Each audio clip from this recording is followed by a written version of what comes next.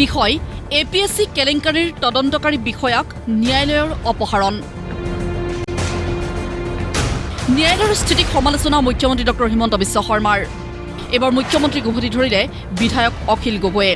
কোৰ্টৰ order আমি পালন কৰিব লাগে, কিন্তু আদালতৰ যিটো এইটো নিৰ্দেশ, এই নিৰ্দেশটোত ময়ো একমত নহয়। কাৰণ কোনোবা ব্যক্তিক যদি অপৰাধী কৰা নাযায়, আদালতৰে অধিকাৰ আছে তেওঁক অপৰাধী কৰিবৰ কাৰণে।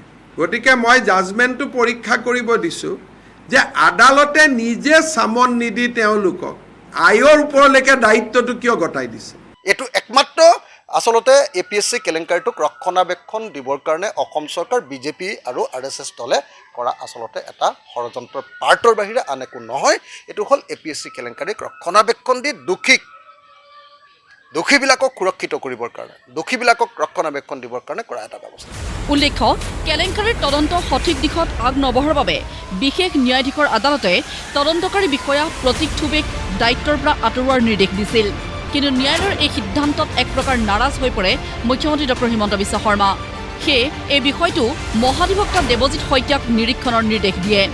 গোটেই বিষয়টো মই অসমৰ মহা অধিবক্তাক চাব দিছোঁ আৰু প্ৰয়োজন অনুসৰি আদালতত যি আছে তাক আমি ক'বৰ কাৰণে আমি চেষ্টা কৰিম।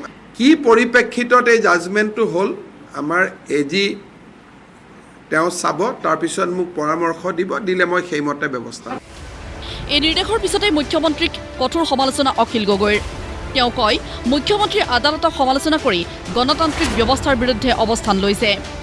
আৰু অসমৰ মুখ্যমন্ত্ৰী আচলতে কোৰ্টক সমালোচনা কৰি আমাৰ গণতান্ত্ৰিক ব্যৱস্থাটোৰ বিৰুদ্ধে তেওঁ অৱস্থান গ্ৰহণ কৰিছে। তেওঁ আচলতে এইটোতো ডাইৰেক্টলি কোৰ্টক নাকচেই কৰি দিছে। এজন এক্সিকিউটিভৰ হেড, অসম ৰাজ্যখনৰ এক্সিকিউটিভৰ যিজন হেড, তেওঁনো এনেকৈ কোৰ্টক নাকচ কৰিব পাৰেনে? এইটো দুৰ্ভাগ্যজনক, এইটো অগণতান্ত্ৰিক।